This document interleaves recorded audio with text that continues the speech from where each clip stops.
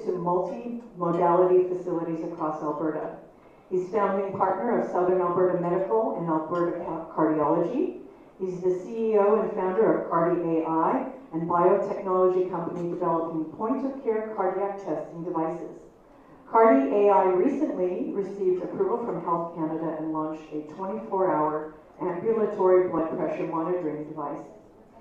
There's many accolades that Dr. Kapoor has achieved, but most of all, he is a kind person. His career includes philanthropy, and he is a pioneer and is known for his development in innovative technology solutions to help humanity. He is also a member of the Calgary Petroleum Club, and it is our great honor to have him with us here today. Please help me welcome Dr. Anmol Kapoor. Thank you. Thank you. Thank you. Thank you so much. I really appreciate it. Thank you for the invite. And I'm not that kind. I think she is telling me a little bit wrong information. My team will not describe me that way. So they'll describe me very pushy, pushing for the limit, making them cross a limit, and making them uncomfortable. Until you become uncomfortable, you can't innovate. If you stay in a comfort zone, so then comfort zone will never push you towards innovation. And this innovation is important and key for all of us to grow, all of our companies to grow. Because if we stagnate, I think I might have to take the other mic. Yeah. I think Glenda was right. This mic is very, yeah.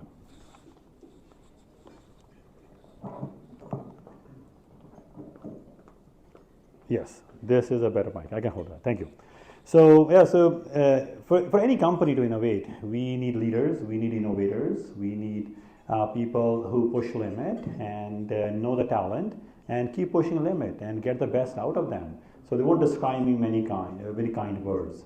So I'm very thankful of Galanda to say those things. Thank you. So it was an interesting talk, and it is a hot topic globally, longevity and health span. And in fact, it is such a hot topic that in Saudi Arabia, PIF is also looking to invest into longevity and health span industry global level. So there is a global push happening in this area, how we could make people more healthier, how we could extend human lifespan and health span. So there's a lot of research happening in this area. And I'm proud that one of our company, BioArrow, is part of the story at the global level, where we are looking to unleash the power of genomics that could help provide some of the insights. And it's very important to know what is coming. So longevity usually can be differentiated from life expectancy. So essentially, it is a state of living longer, which is living a healthier life, and making sure the life we live has less disease. So that's very important. So goal would be, if someone would want to live 100 years, they probably would want to make a plan for that. So to make a plan, first you have to think you want to live 100 years. So in this audience, I want to know how many people want to live 100 years. Okay, perfect. So thank you. So it's very important, because there's a study done in China, and it's a very important study. And they went to a village. In that village, they identified that most people were living 100 years. And those 100 years, they were trying to figure out why they were living 100 years. Like, what's so impressive in their DNA? So after doing a bunch of sequencing and the data they gathered, what they discovered was not much of a DNA, that was a story. The story was all of them wanted to live 100 years.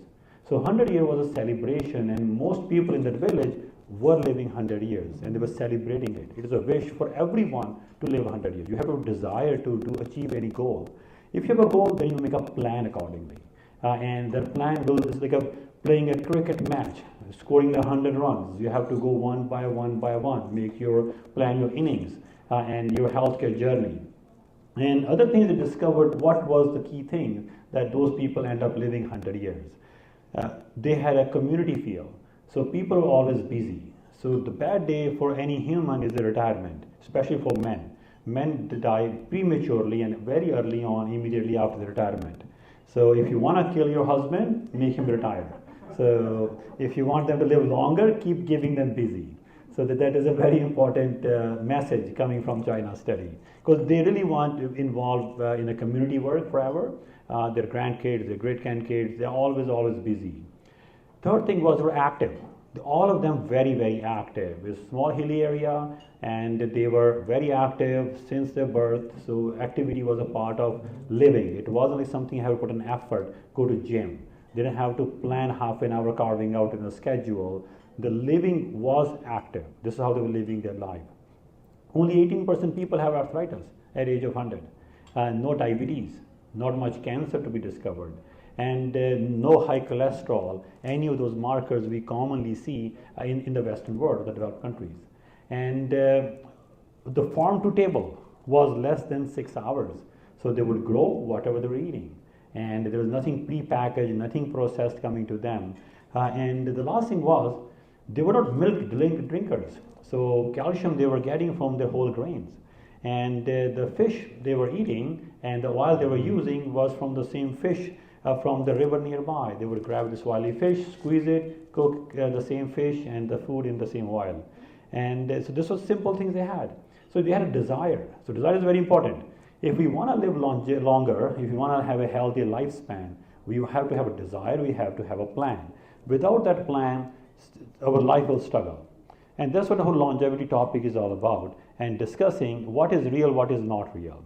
And it has three key components in a lifespan perspective, that we need to able to delay the onset of disease.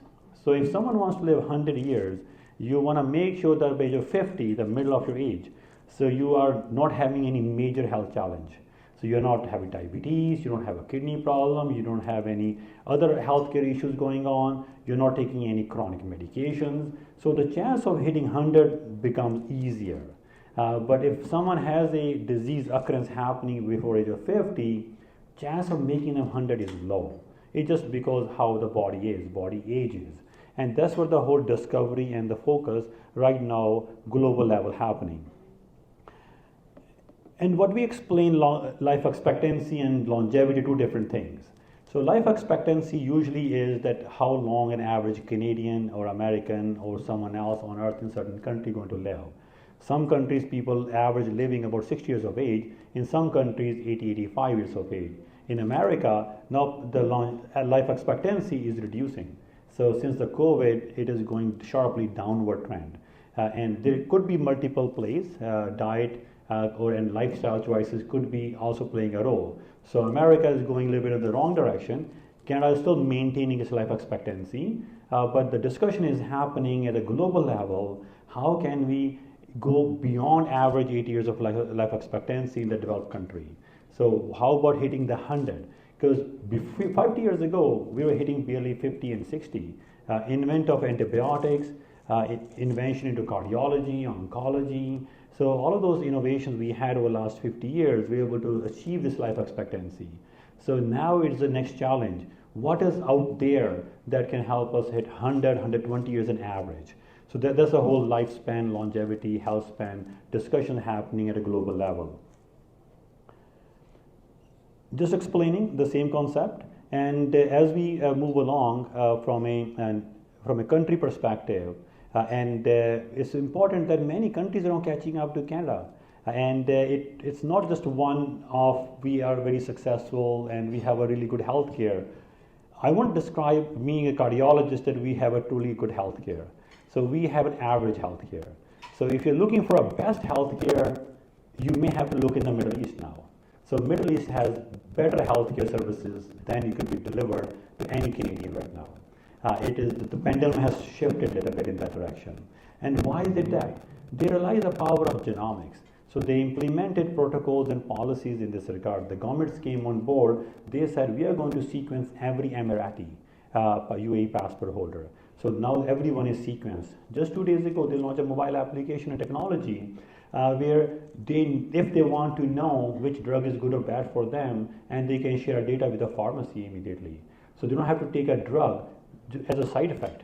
So the doctors and pharmacy know real time what is happening from a pharmaceutical perspective. The monogram of 1,000 side effects possibly a history for them if they want. And you can imagine how advanced they are. And in Canada, we are still stuck with the same practice, prescribing a statin, prescribing cholesterol medication, and doctor is waiting best for you and hoping you won't bleed to death from an aspirin, and possibly you'll have some benefits. So the world is moving in this direction, the genomics. Saudis are doing the same thing. They're mandated that every Saudi national has to be genome sequenced. All the healthcare services they want to provide using genomics over the next decade. And the UK is much ahead than Canada in genomics. So there is the difference between the have and have not countries in a global level will be who is going to adopt genomics much faster at a population level, and the country that is going to struggle will be left behind. And that's something we as a country and as a population we should consider which direction we want to push our healthcare system. Aging is a biological process. We all age. Our organs age. Our body ages. Our brain ages, liver ages, kidney ages, heart ages, everything, it happens. But what happens is that we accept it as a normal part of aging. If someone comes to me for an echocardiogram and at that time we discover a diastolic dysfunction, the heart is not relaxing as much. When the heart is not relaxing as much, but nothing else is wrong in the heart, we think it's okay. Maybe a 70-year-old guy has it, maybe this is normal for that person and normal for that age. And that's a concept is changing in that direction. The whole acceptability of what you are, who you are, is a wrong way to look at it. We used to think someone is 70, 80-year-old or 90-year-old, let's not do a surgery, let's not do a bypass, or let's not give these medications because they probably lived their life expectancy. And that's a little bit of a wrong way to look at it from a healthcare perspective. So sometimes 90-year-old guy can beat 60-year-old guy in hiking to a mountain. So we have to think every person individualize and personalize, not just age as a number. So 90 could be age of a person, but physically his organs could be 60-year-old or 70-year-old.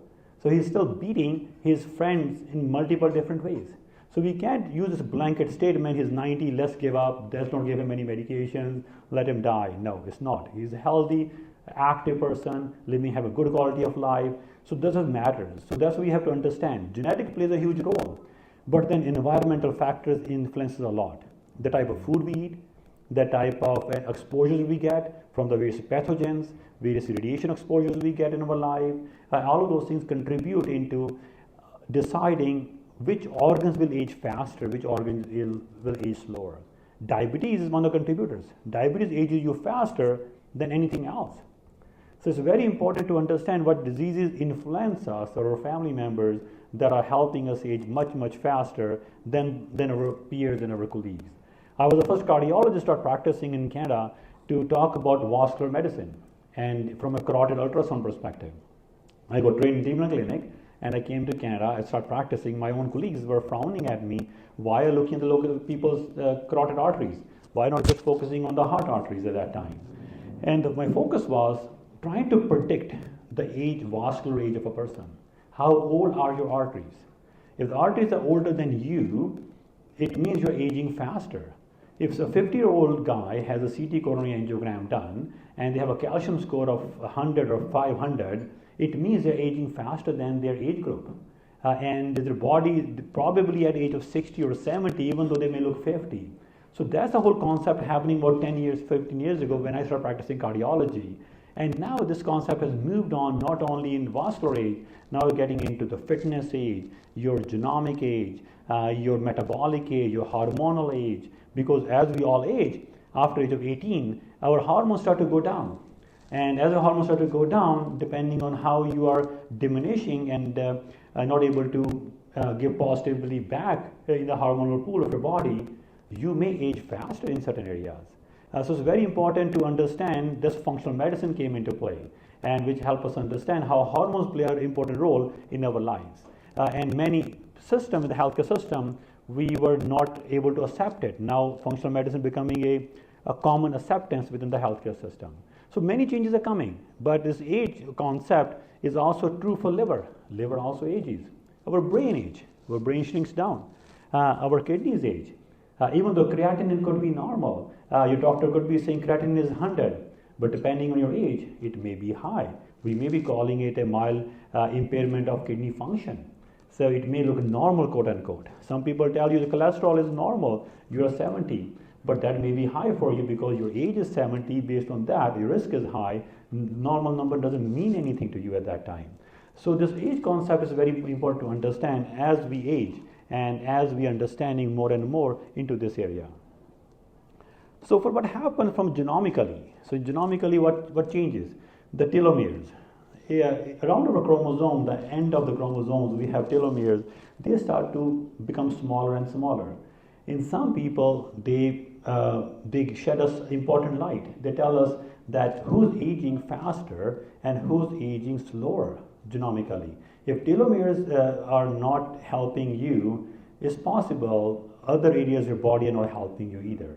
So it's a very important biomarker. We also have to understand from a DNA damage, DNA instability.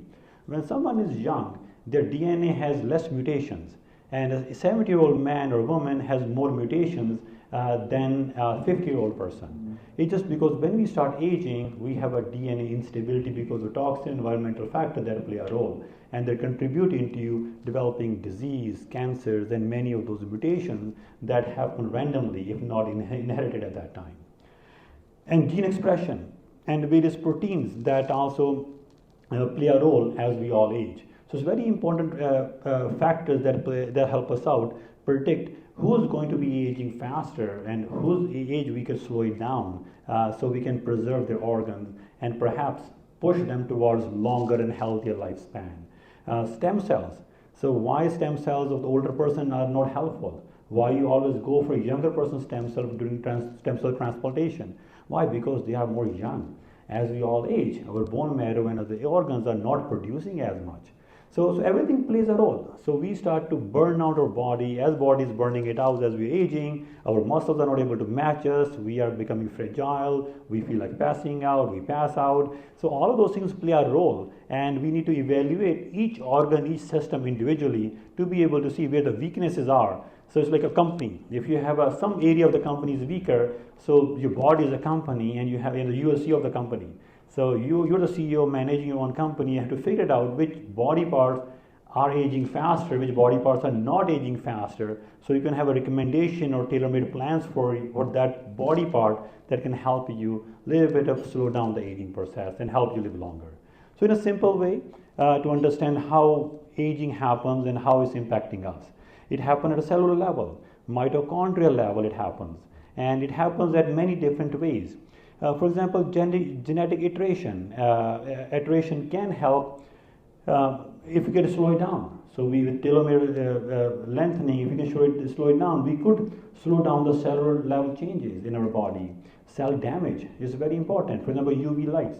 So if you truly want to have a skin glowing at age of 70 and 80 and 90, you want to make sure you use sunscreen and make sure you don't get sun damage from UV rays. But if you're going to get a sun damage, so your skin will be aging faster than the other person. And your friends and colleagues will continue to say, oh, your skin looks very young. Well, they paid attention when they were 50, when they were 40, when they were 30, when they were 20. That's why now they're reaping the benefit versus other friends who didn't pay attention to it. It's the same way. Take an example of an apple. So if you take an apple at the right time, and that apple you take it and preserve it in the right humidity and temperature in a fridge, apple can last for a long time in your fridge. But if the apple has been left outside in a heat for a few hours to a few days, and you put it in a fridge there, it can still last longer, but not as long. But now you're going to take a wrinkly apple, and now you want to preserve this apple as long as you want. You can't. That wrinkly apple, even you put in the fridge, will not last that long. Because every apple is designed to die eventually one day. It doesn't matter what your best efforts are. So that's what the lifespan and health span is about. Finding the person at the right time and then putting them into fridge and helping them understand what is going to happen to their bodies, and you can prolong their shelf life. And that's what health span is all about. And catching the right time and changing the lifestyles and following those yearly checkups and biannually checkups and recommendations and following the recommendations. If you go outside, wear a sunscreen. Make sure you're hydrated well. Make sure you follow all the exercise routines. properly, so you're increasing your probability of you living longer and healthier lifespan. And if we don't do that, then we deal with Dr. Kapoor and see cardiologists. We deal with oncologists. You deal with geriatric medicine doctors who are trying to help make sure that you don't pass out earlier, and you're still able to maintain the physical activity and the lifestyle, and the kidney problems, and all of those things come in play.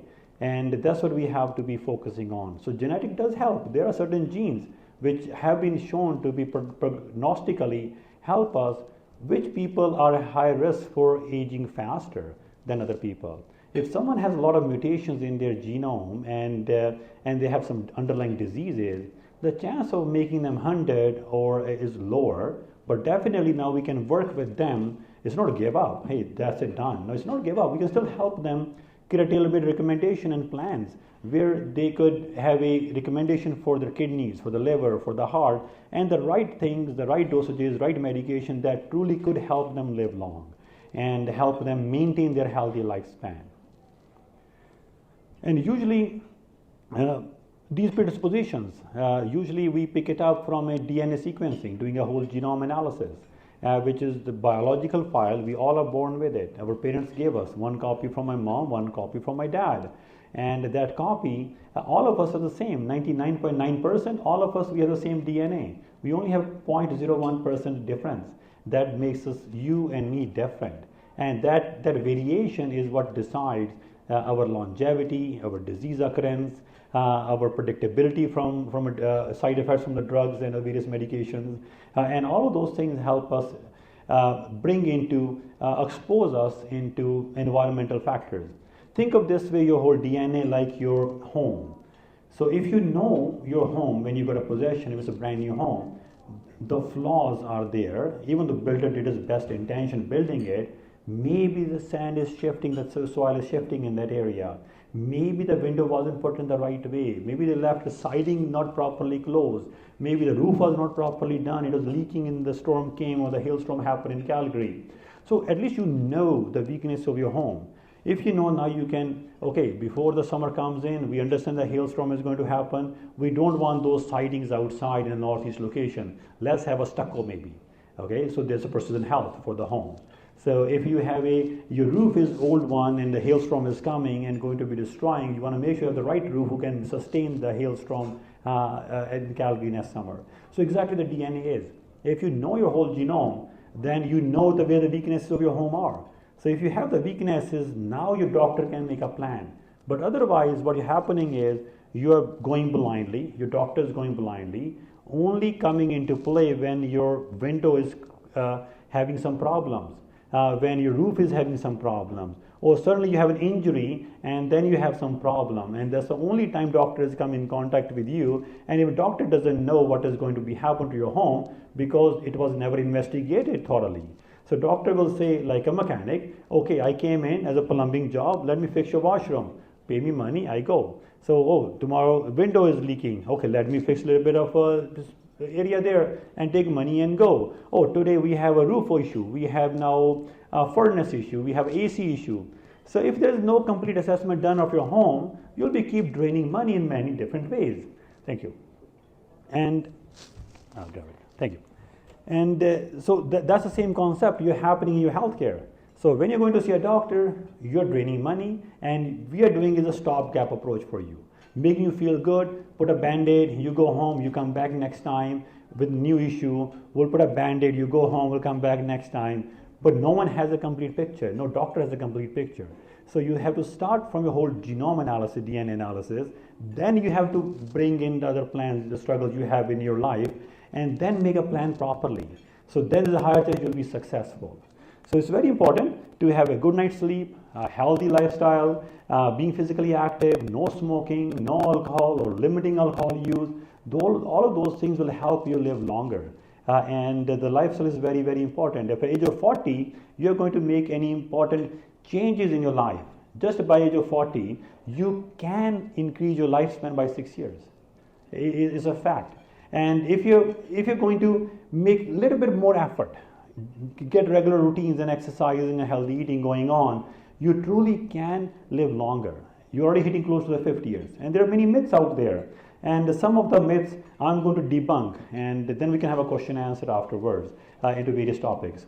So the common myth is that longevity is all about luck. You're lucky. You are just lucky. You have no disease, which is a myth, which is not possible, because the person probably was very conscious. The type of food the person was eating, the activity level the person was paying to, the sunscreen the person was putting on. So there was an effort going on, which was going on for a long time, for decades. So that positively contributed in that person's health. Yes, bad luck can happen. A random mutation can cause a random disease. Random cancers can happen. Bad lucks are there. But longevity is not all about luck. It's an effort you have to put it in actively. And working too hard will put you back in early grave, which is also a wrong way of look at it. Because a lot of people don't want to work hard. They think, okay, let's take it easy. Maybe perhaps we can pace ourselves, and then we are going to perhaps live longer. So working hard is important, but working smart is very important too. And if your family tend to die young, you'll too. Is another myth people have. Look, my family, everyone died at age of 50 and 60. I probably died too. That's the wrong way to look at it. Don't give up, because you can beat those odds very easily. It's doable today, which your family never had an opportunity at that time. And living longer means a sedentary lifestyle is better. No, sedentary lifestyle will put you at risk of developing heart disease, high blood pressure, cholesterol, colon cancer, obesity, metabolic disorders, and definitely puts you at a high risk for all-cause mortality. So sedentary lifestyle, if you have, get out of it.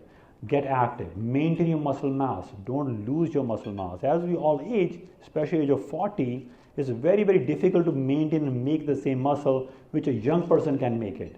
So you'll have to work twice harder. If you used to make a muscle easily with the weightlifting in half an hour when you were 18, now you'll have to probably do 2 hours of the same amount of weightlifting to be able to maintain the same amount of muscle mass. So it just, as we age, the building of the muscles and the body, the reflexes and the flexibility will have to work harder and more. So not giving up is an option. Look, I'm just older, let's not do that. So don't give up that way. And other myth is that supplements can prolong my life. Many people believe in this theory, and many people are taking hundreds and hundreds of supplements. And there is a global level competition happening. One person is eating like 100, 200 supplements a day. There is no evidence that supplements will prolong your life. And that's true, unless you're deficient, unless you're lacking vitamin B12, lacking vitamin C, lacking something else, then it truly can help you. Then supplement makes a difference. But just thinking 5, 6 pills in the morning, putting in your mouth, they're not going to help you to live longer. Eating the right fruit is very important. Eating the right fruit is more important than just popping up a pill. And I'll give you one example. Many years ago, we used to think omega-3 capsules are the best thing. In cardiology, we used to recommend omega-3 capsules to everyone if you can take it. Many studies came out. We realized that omega-3 fatty acid capsules have no use in helping you from a heart disease. I used to recommend many years ago in training, hey, take omega-3s. Even I was start taking it too, believing in that. But when evidence came out, there's no use of it, we realized that it is not omega-3 that's helpful. When the study was done, where the concept came in, those guys eating fish, the type of fish they were eating and the amount of fish they were eating was helpful, not the capsule that processed omega-3 we are getting in. So same way, vitamins have a role to play as an ecosystem working together with other things in that fruit. But if you take individually, they're not going to help you. And that's something you have to understand. That's another myth out there. And there's another old dog can't teach a trick. I'm not sure how many people have a dog at home. So it doesn't matter if the dog is oldest, they can still learn. So it's another myth out there, like whatever it is my dad has given up, his old dog, he can't do anything, and I can't change his behavior. They can. In fact, older people can outcompete the young people from the life experiences perspective. And cognitively, they are quite active. It is not expressing, sure, physically that way, but emotionally, mentally, they are much, much stronger than a much younger population. So there's also old myth out there. So that once you're older, you've given up. No, you should not give up. You have a fighting spirit. You're much, much smarter than the younger peers. So you can give a fight to them easily, very, very easily. Aging means a mental decline is a common belief. Not cruel about that. And yes, there is a cognitive impairment that happens in some people, but usually mental decline does not happen. Yes, brain does have some impact, but you truly can play a role to maintain that mental strength and mental health. Strict calorie restriction guarantees longevity is another concept. You might have seen some celebrities on social media that their extreme restriction of the diet, extreme restriction of calories, and believing that if they eat less, they're going to live longer, which is in a way true, which comes out from a concept from a rat story. A few rats were given a lot of food, and some rats were giving less food. And the rats that were giving a lot of food, they end up dying earlier than the rats who were fed less. So yes, it's true, but it doesn't mean you have to restrict their calories. Because if you're not getting a proper nutrition, you're not going to end up living longer. So it's very important that you eat good, right amount of food. Overeating is bad. Undereating is also equally bad. So it's very important to have a right balance and a fine balance in that regard. And there's something, does genetics alone can define the lifespan? No, as I shared from a China study. Genetic is one tool, one information, how strong your house, how the house was built. But knowing where the weaknesses are, that is important, how you protect and defend your house against the hailstorm, the wind, the lightning, and everything else happening around it, and the sun and the other factors playing a role. So that's why it's very important to understand where you stand, where your body stands, and where your family stands, and then have a protection around it. So just don't give up. Look, my house, home window is bad. Who cares about it? Go ahead, fix it. Have something around it. So make sure that water doesn't come inside. Exactly the same way your health is. So coming down to this initiative of biohealth. So the biohealth is an initiative from our company because BioAero is one of the genomic companies, one of the only companies in Canada and in North America that has the power to sequence anything. So we can sequence the whole DNA, we can sequence exome, we can sequence any disease. You can tell us we have a DNA test for that disease. And we do microbiome sequencing because the gut microbiome plays a huge role depending on the disease, depending on the issues we are discovering lately. We used to think dopamine, the happy tonic, and the happy tonic comes produced in the brain. We were wrong. 80% roughly is made in your stomach. And yes, it acts in the brain, but the production is your stomach. So gut health, the gut feeling is your brain, second brain. It's very important. The microbiome decides many diseases. Just last week, I published a literature for heart disease patients. There are a few bacteria have been discovered, people who got premature coronary artery disease, a disease where you have blockage in the heart arteries. And certain bacteria are linked to arrhythmias now. Certain bacteria are linked to Alzheimer's, are linked to diabetes, cancers. So your stomach, the thing you flush in the morning, it is the best thing that has all the keys about you. So make sure you get your gut microbiome at least one sequence. Do you know where the health is for your gut and how you can make it a little bit better? It's doable. It's very easily, depending on the type of diet you eat, your microbiome listens to that and changes it.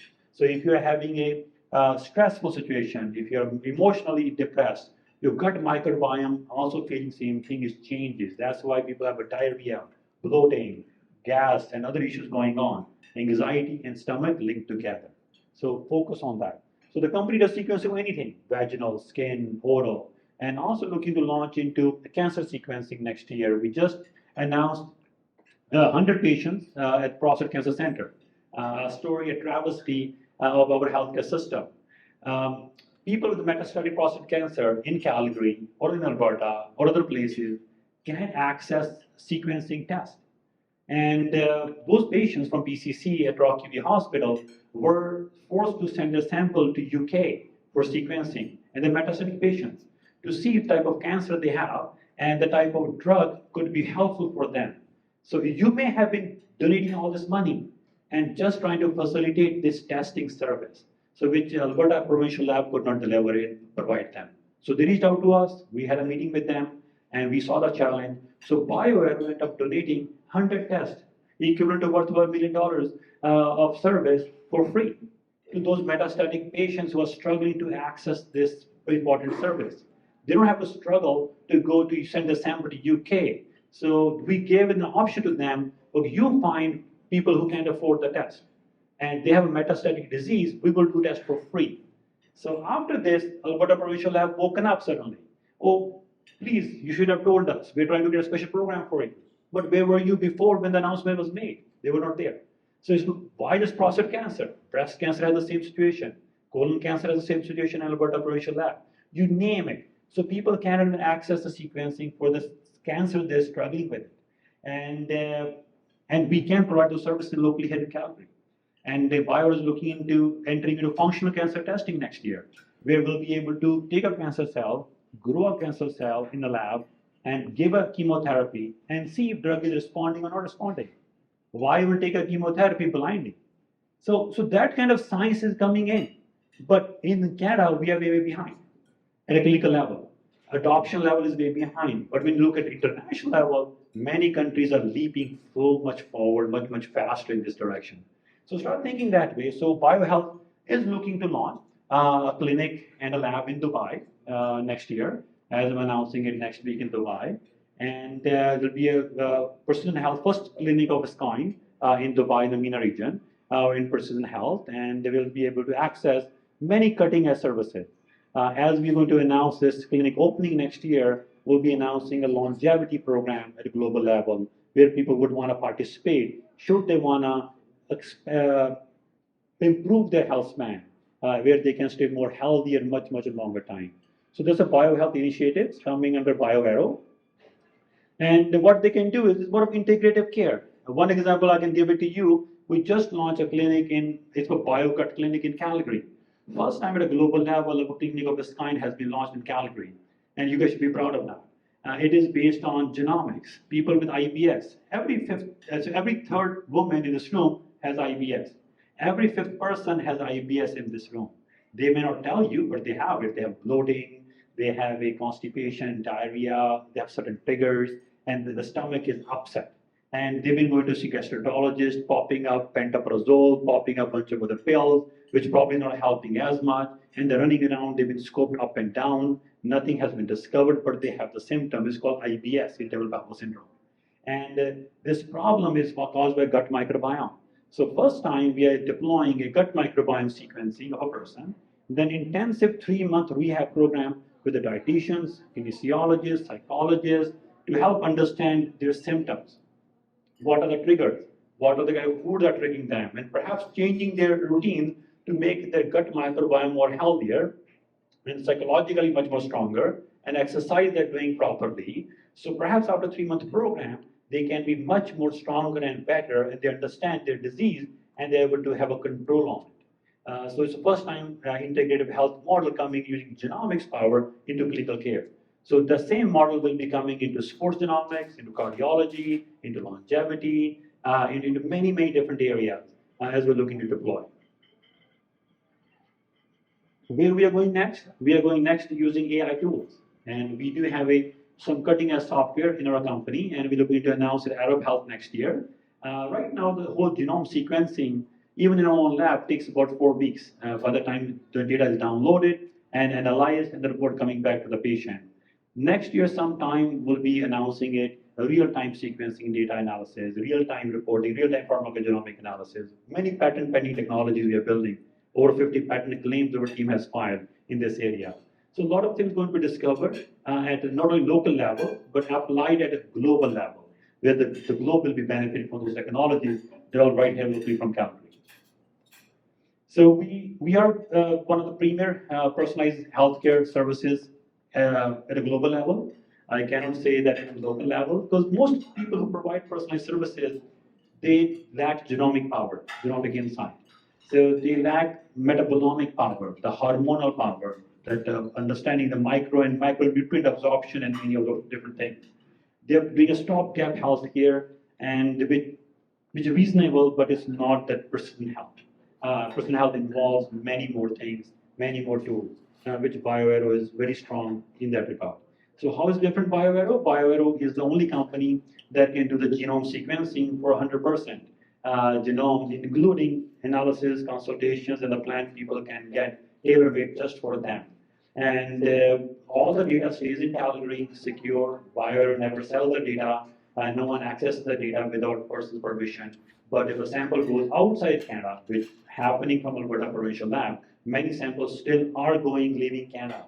And when they leave Canada, they keep a copy of your DNA. They also keep a copy of you outside Canada, which is sold in the black market. Because your DNA files are quite impressive and they're quite expensive. There are people enough out there who want to buy as many DNA files as possible right now. So yeah, so BioArrow doesn't sell people's data. All the data stays in your hand, in the company, whatever happened with the UN company, and stays information there. And there are many offerings from a holistic approach. For example, BioGut Clinic we just announced for IBS patient population. We are looking to scale up this clinical approach from a provincial to national level. Then we're looking to take it to international level, this BioGut Clinic. Then we're bringing sports genomics next, longevity, and many, many other platforms which will be able to help provide this personalized information to the various patient populations. We want to improve health span of a person and manage the disease much more effectively. We want to deliver the right drugs they need, not unnecessary drugs we are giving them right now. So now the healthcare system is like a have and have nots. So if you getting a healthcare, normally so you're getting average healthcare, you're paying the money to private healthcare company here in Calgary. You're getting average healthcare. If you're not doing genomics, you're getting average healthcare.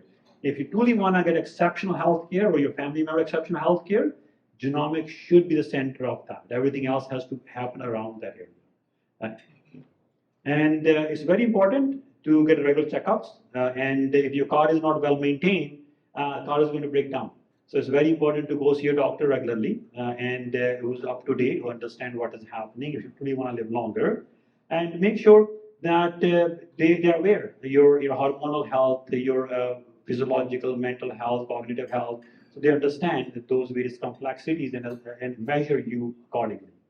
And they should be able to, it'll help detect the disease earlier. It'll be able to plan screenings much, much earlier. If a Steve Jobs had known he had a risk of pancreatic cancer and genetically, and could have been monitored much more closely. So we could have been making better iPhones, one of the copycats we're getting every year. So it's very important, right? So it could impact his life and everyone else's life.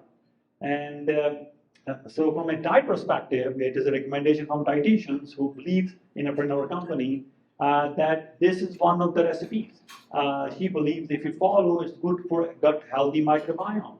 So essentially a lot of legumes, whole grain, vegetables, no or less red meat, more of a white meat, if anything, fish is a better option, and dark chocolate is beneficial, nuts, olive oil. So more of that kind of diet is good and healthier. The more of a red meat focused diet we are going to be consuming is not as good for your stomach and overall health.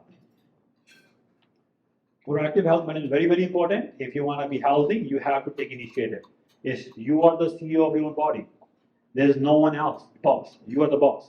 So once you believe that, then find the weak spots in your body and find the people who can help you if you truly want to live long. Thank you.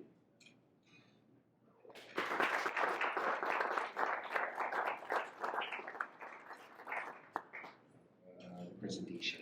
I just have a few questions about the gut microbiome and the biogut clinic that you're doing. So we understand that the gut microbiome is just a complex environment, and it's a result of multiple factors. It's not just diet; it's a lot of things. So I want to understand exactly what kind of intervention or gut microbiome changing modalities that are going to be kind of employed on these patients to try and change the gut microbiome, as you said, that is going to be my guess, I guess. So what are you going to be using to actually change the gut microbiome? Yes. So first we have to measure dysbiosis.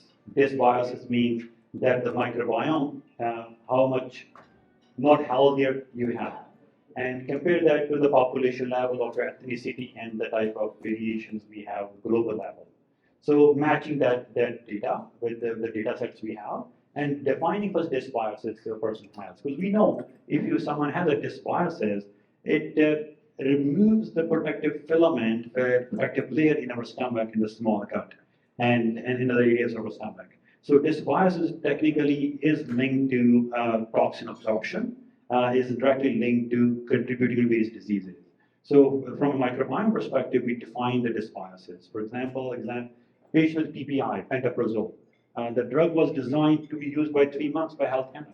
And many people in this room using pantoprazole or the cousins of pantoprazole for decades. And that is causing dysbiosis. And as soon as they stop their medications, because they have destroyed their protective layer inside the small gut and the large gut, and now what's happening is they're stopping the medication and they are getting exposed to many other toxins, but irrespective of even taking medication, the layer is gone. So now they're absorbing many of the toxins going on. So dysbiosis is very important to define from that perspective. Second is the type of diet. So if you have a type of microbiome lacking the protective impacts, which can be more of a healthier side. So type of, not just saying a pre and probiotic is enough. It's like a drug. You're transplanting a microbiome from outside in your stomach. So understanding what you're lacking first is very important. So if lactobacillus is lacking, bacteroides you're lacking, and a bunch of other bacteria you're lacking, and what the ratio looks like from Shannon index and a bunch of other areas we deployed. So depending on what is lacking, then dietitians spend time with the person. And they create tailor-made recommendation and diet plan for them. And it's very important to have a mental health component. Because if you are stressed out, you have dysbiosis in your stomach, guaranteed. If someone has a depression, their gut microbiome is not healthy. And it's very important to bring in the mental health approach with that, not just diet alone. So bring in exercise is very important. As mentioned, dopamine and gut health, microbiome loves exercise. Even though we don't believe it, there's more and more data indicating. So deploying these all integrative strategies, individualized to that person, that's what the gut health microbiome clinic is. Thank you.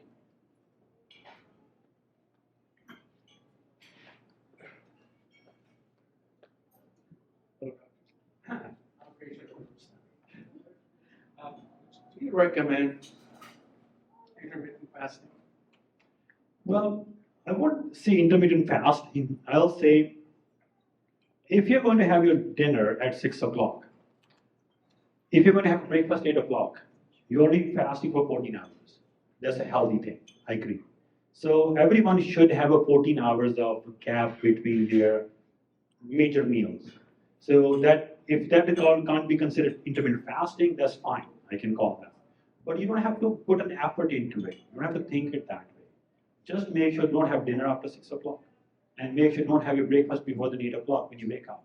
So now you've given enough time to your stomach. You don't get consuming extra calories. So it helps you maintain the healthy balance of insulin, glucose, and hormonal things going on. Instead of staying hungry during the day as intermittent fasting, that's the wrong approach. I will not recommend that. So healthier way of doing it is a good thing.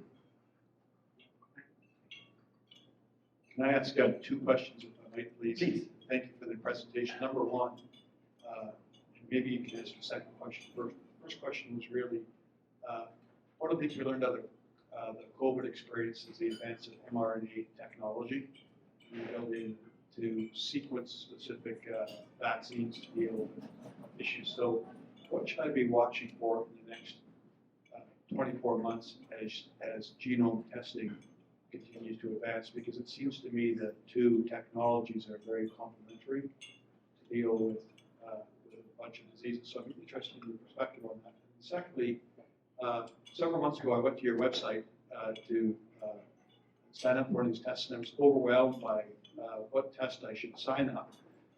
We learned from that mistake. And then I also didn't understand when I got the results how they would be communicated to me, what I would do with it. So is it something like, point me to where testing 101, where I should start? Perfect. Thank you. Thank you so much for taking the website. And we realized that we are going to have a menu created, give people an independence and option to decide which panel they want to get to know. The idea came in from some patient. They said, I don't want to know everything. I only want to know certain things. So I don't know if I have a cancer or something. I said, okay, you pay what you want to know. We'll only give you a report based on that. So, but that overwhelmed many people. We didn't realize that. And we then changed the model. So we reduced the price, we reduced everything along the way. Then we also realized that people would probably want to know more the counseling. They can buy the counseling sessions. And people never understood that model. So report is one side. So now the reports are much cheaper, like $2,000 Canadian.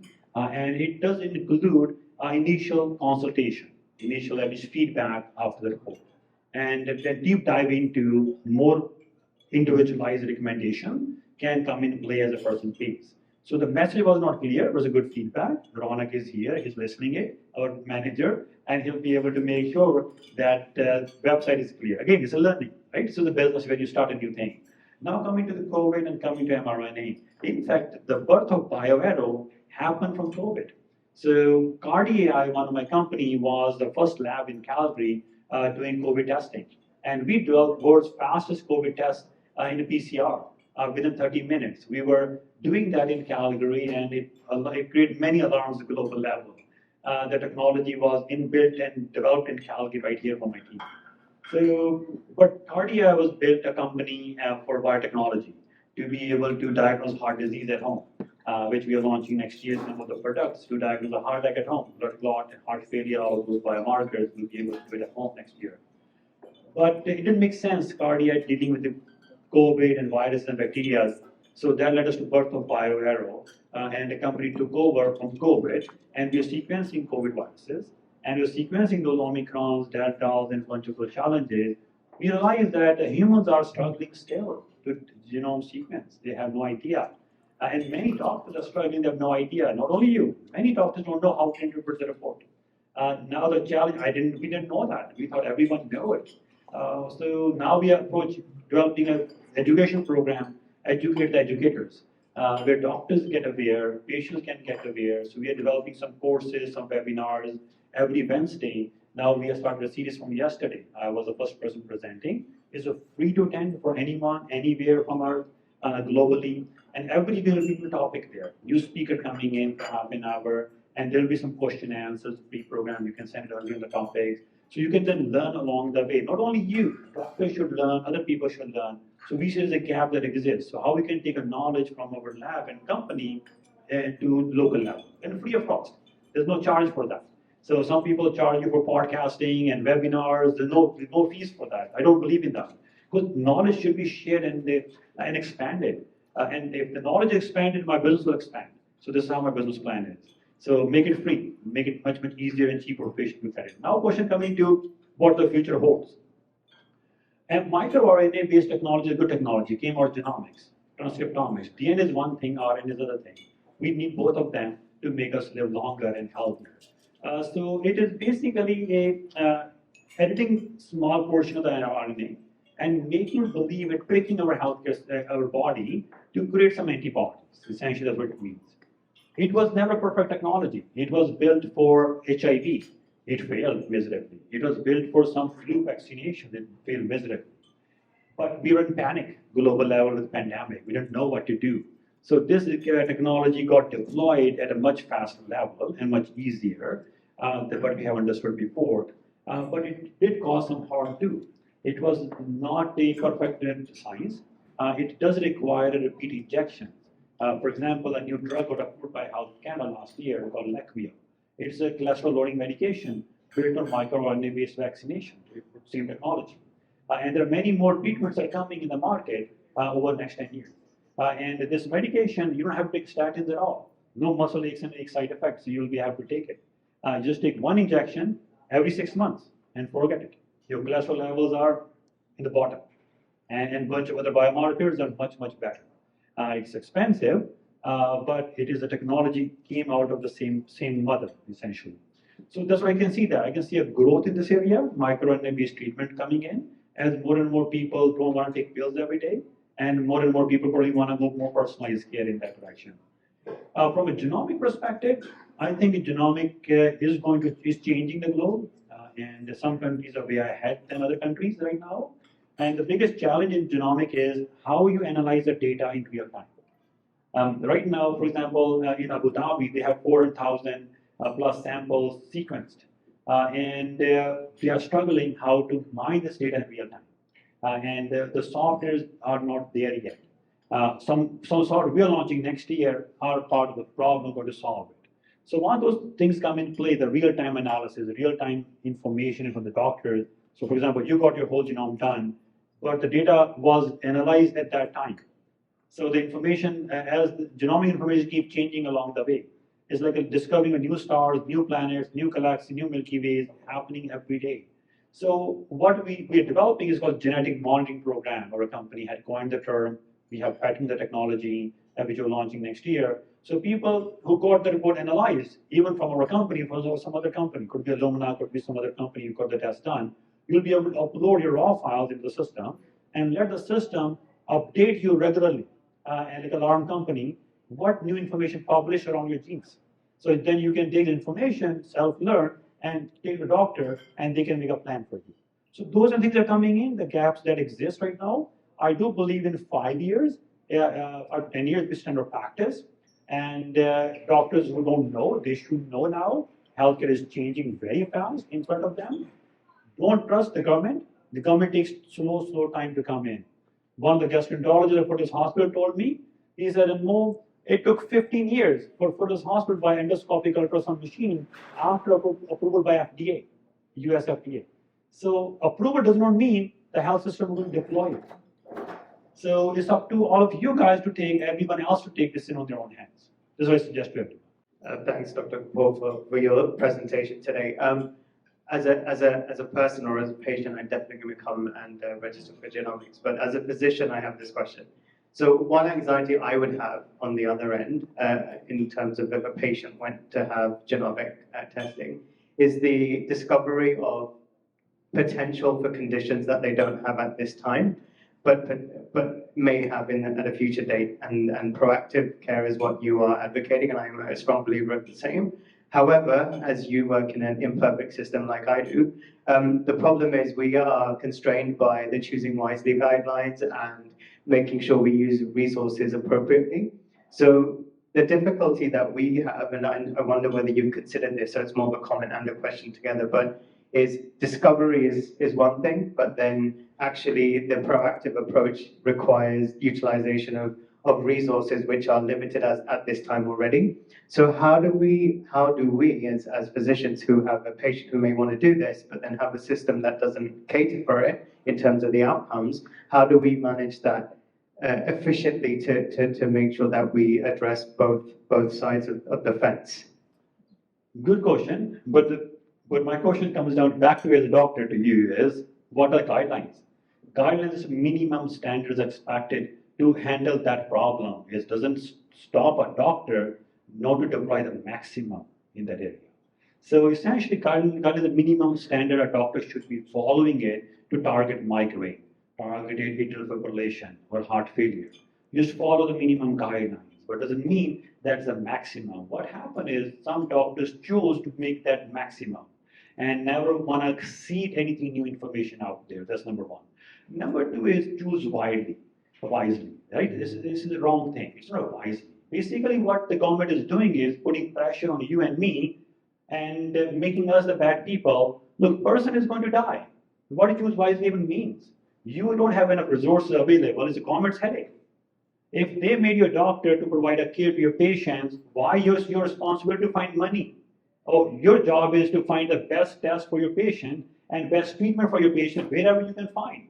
And government job is to find funding for that and improving their system. Why the onus should be on the doctors for this? Right? So we should not take responsibility. We are not the funders of the system. We are the delivery people of the system. So we should be, we are delivering, our customers are our patients. So we have to provide the best knowledge to them. Yes, some way we don't have an access. That is a challenge. All of us have that. Like MRI in Calgary is private pay. CT angiogram is private pay in the community. So we are struggling with that because public health system doesn't want to do it. It's not like they can't do it. If today the government of Alberta wants, they can put 10 MRI machines. It'll barely cost them how much? $30 million?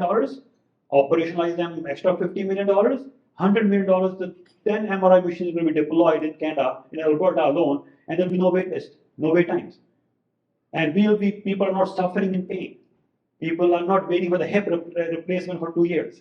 Very easily doable. Intent is not there. Intent is always putting onus back to the doctor. But the government doesn't want to provide the care because it in a nice way I can say, it has a purpose.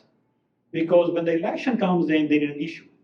The issue is always kicking the can further to next election and not truly making a change. But when the election comes in, people are all angry, and then you say you're going to do change at that time. And then people get this candy and they vote for the party. So, but actually, no change has happened in the last 10 years, 15 years, 20 years, majorly in the healthcare system. Doesn't matter which party came in. So, putting an honest background doctor, I think we should not take that. And we should be always loyal to our patients and offer them the best services. Make them aware. Look, within the healthcare system, I can only do this much. But there's other options out there. So, and those options, I can help you find those options. Genomic sequencing, private CT, private MRI, private PET scan, perhaps maybe visiting a US hospital or a Middle Eastern hospital to get the best care possible. It's up to the patient to decide. Should they want to pay or don't want to pay? But as a doctor, we give them the option. Same thing with longevity. If people want to take a rifamycin or want to take some of the drugs, which are commonly prescribed in the US, as a doctor, we have to offer them, look, these are benefits, these are drawbacks. I believe there is some data, I believe there is no data, but I want to make sure you're aware of it. And that's about it. I think now we're coming down to the question, what do we do if we discover something in the report? The report never tells you that you have the disease. The report just tells you predisposition. It's like coming to see me for a cardiology assessment. Do you have a high risk of developing heart disease? Or do you have a high risk of developing heart failure? Right? That's what people get referred to us. Dr. Kapoor, please check this patient. The ECG is not normal. Patient having a chest pain. Same way, I'm trying to predict probability of having the disease. Same way, these tests were going to help us guide what kind of disease a person is at risk. So when a family doctor does an annual physical exam, I can say that on the mic here, recording is happening. When was the last time a family doctor captured a cancer annual physical exam? Probably never. Ultra rare. But annual exam done on everyone. So, but what if there's a power of genomics? So a patient X comes in, Mr. Smith comes in with the whole genome sequencing, tells it, oh, look, there is a risk for colon cancer, pancreatic cancer, or risk for dementia, risk for hyperlipidemia, diabetes, comes to you, and now you'll say, now I can make my physical exam much more better. Instead of ordering a regular screening for hemoglobin, A1C, etc., now I can be tailor-made. I'll order ultrasound for the liver. I'll make sure I follow those things regularly to make sure those things are done properly so I can follow Mr. Smith much more closely, much more effectively. So in fact, having genomics will cut down the healthcare cost instead of and the wastage of that. So you'll be able to make tailor-made program. One other example I can give it to you, a patient with a hypertrophic cardiomyopathy. It's an area where the heart failure, the heart muscle become thicker and bigger. It's like a weightlifting. This is a genetic problem. So you might have heard that many patients, when they're playing football or soccer, they collapse and they die on the field. You might have heard in the news. Most people have this hypertrophic cardiomyopathy disease. And it's inherited, it's a genetic condition. You have it in the gene, and a gene may cause a disease one day, may not cause a disease one day. Having a genome of just gene may cause a disease, may not cause a disease. But what the system says is that if you have a hypertrophic cardiomyopathy in your brother or your father, you do your heart ultrasound. And your heart ultrasound is normal, make sure you do it every year at least.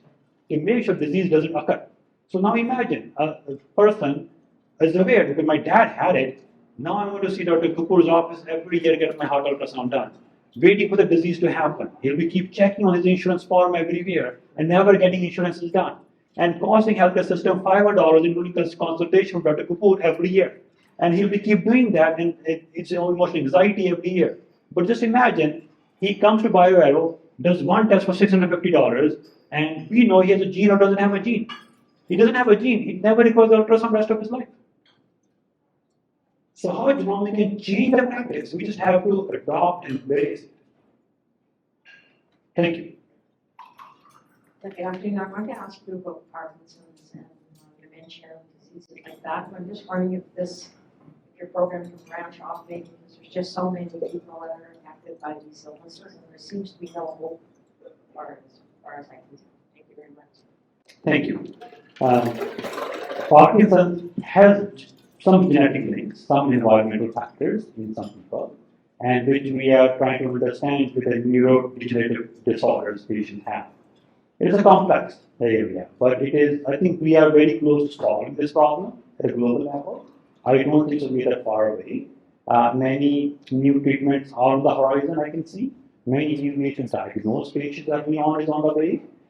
In Parkinson's and many neurodegenerative disorders in a short period, which I can see is what's happening at the global level. What the start will be to make sure that patient does not have a gene for Parkinson's related or other neurodegenerative diseases, and make sure the family does not have those things. If they have, then they should be seen much more closely by the doctors. So this we can catch them much earlier than catching them a little bit later when the disease occurs at that time. And we can develop those strategies, tailor-made recommendation and plans for them. So that's what genomic will help us make that happen. And can they make that happen? We do have a Parkinson's disease test panel, again for $650, and people can get themselves tested for that. And their family members can get tested for that if they're really worried about that. If they have a gene or don't have a disease, because mom had a Parkinson's, I want to make sure I don't have it. So it's very doable. And it's don't have to worry about it waiting for the future occurrence possibility of it. And one last question here. Thank you for the presentation. That was very enlightening. Thank you. I'm a patient at Advanced Cardiology here in Calgary, by the way, having suffered a heart attack 3 months ago. Fortunately, put a stent in and everything's fine. But 2 years prior to that, and I prided myself in being active. I'm a runner, ran 2 half marathons. Would never have believed that I had a heart problem. The angiogram showed I had a 90% blockage in the LAD and some other blockage. The home test that you alluded to earlier, would that indicate whether the DASH diet I'm presently on, Mediterranean plus low sodium, is helping? Will it indicate whether or not any other blockage is increasing, decreasing, or what the probability of a potential another heart attack could be? Thank you. Thank you. Heart attack is a complex issue, but now we have more understanding of this. Essentially, it's inflammatory disorders, inflammation in your body. And people have everyone has some kind of inflammation sometimes. This inflammation leads into damage of our endothelial layer inside our arteries, and a bunch of other things happen there. And slowly but slowly, we start to deposit cholesterol inside and calcium and many other things. And over time, this same inflammation causes a trigger of rupture of this plaque. And the plaque rupture triggers a heart attack, and that was happened. People can have blockages 90%, sometimes never have a heart attack. And many of my patients never have heart attack. I had a patient where for 12 years I've been following him, 11 years, and he was in mid-70s. He had a close to 100% blockage in all his arteries, all of them. And at that time, surgeons I recommended that he go for bypass. And he said, I don't want to bypass. I'm mid-70s, I lived my life, I think. I just gave me medications, the right ones I need. I want to take my chances. I informed him, and he took his chances. He's now in mid-85s. So he's 85 plus, and he's still living, never had a heart attack. So having blockage doesn't mean you'll have a heart attack. So that's something you always have to remember that. Second thing is, how can we predict who will have a heart attack? So genomic now is giving us that answer. There is a study published last year, evaluating from a UK biobank, people who had blockages in their heart arteries to see using a polygenic risk score. It's a new way of evaluating a person using genomics. If they have a bunch of genes together, and if we can predict they were going to have a higher chance of heart attack and dying from it versus other people. And amazingly, it is quite powerful tool we discovered. I do believe that is going to be deployed in the future, and that is going to help us predict those people much better ways, because we know as a cardiologist, half the population in this room will have blockage in their heart arteries right now, but I don't know who's going to have a heart attack. What I'm doing is I'm giving everyone a baby aspirin, and every 10th person may be non-respondent to aspirin because of genetic mutation they have. And every 6th person in this room has a lipoA mutation and a lipoprotein mutation, which we were not evaluating it before. We were checking it before. Even though we're giving them statins, lowering their LDL, but lipo levels are still high because no one looked into that before. So every 6% has that. Now we have a new treatment strategies, microRNA-based treatments are out there now, so we can give these injections to those patients if they want to afford. So there is more tools available now, but adoption is a little bit slower in this area. So we can better reduce the chance for recurrent blockages happening or more blockages happening. And there's a cool study published last year which helped explain this whole inflammation concept, which we knew before, but we never believed it before as a cardiologist. The study was a very simple study. In Europe, in some hospital, people who had a heart attack, they got admitted to hospital, and they were given best care, standard care of practice at that time. But people were given an option, randomized into a flu vaccination versus no flu vaccination. Just a simple flu vaccination. You're getting it from pharmacy locally from Calgary here. And what they discovered, people who got a flu vaccinations, after the first heart attack, there's always a chance of having another heart attack within 1 day, 1 week, 1 month, 1 year. The risk keep going down and down, but there is always a chance of having a second, third heart attack at that time. What we discovered was people who got a flu vaccination, they were having a less chance of getting another heart attack than people who never got the flu vaccination discharged from a hospital. So what the flu vaccine has to even do? It helps reduce inflammation and reduce the chance of predicting the heart. So now we use colchicine, the gout medication, after heart attack to reduce the chance for having another heart attack in those patient populations.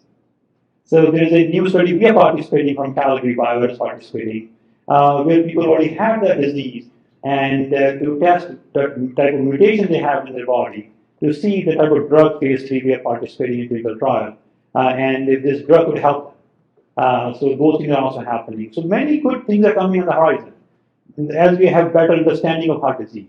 Having blockage doesn't mean you have a high risk for heart attack that high. You just have it. You take medication properly, look after the lifestyle. Now the question comes down to is you're everything right, you're a marathon runner, you ate the right food, why still got the disease? Well, that's where lipoprotein A comes in play. That's where microparticles come into play. Most family doctors, they focus on LDL. LDL is a cheap man's test. Okay, if someone wants to measure it, it's called LDL particle test. The test is not available in Canada. People send the sample to US. We're going to launch this test soon, and that is more accurate measurement of LDL particle if someone wants to measure it. Otherwise, there's ApoB level, there's lipoprotein A level, there are many other micromolecules out there which no one measures them. And there are many provinces don't even cover them. Alberta is very good in that way. We have a coverage for these tests. In BC and Ontario, people pay money to get this test done. So if we have those markers lower, then we can reduce the chance for heart disease development. But most people don't measure it. They go check the LDL, they give a patient, oh, you're normal, you go home, and the patient has a disease. And that's a surprise happen all the time to us. Thank you. Thank you, Dr. Kapoor. Yes. Profiling would help him choose right drug for prevention of any diseases. Exactly. So by pharmacogenomics, we know which drugs are safer, which drugs are better, and then they can be deployed more effectively. Yes. Well, thank you so very much. I feel so much smarter than I was an hour ago. And we're just so very lucky to have Dr. Kapoor not only as a club member, but in Alberta here, advancing our healthcare, personalizing our healthcare, and empowering each and every one of us to take control of our health and better that for the future. So thank you so much again for your generous donation of your time, your years of training and education, and please help me thank him with a round of applause.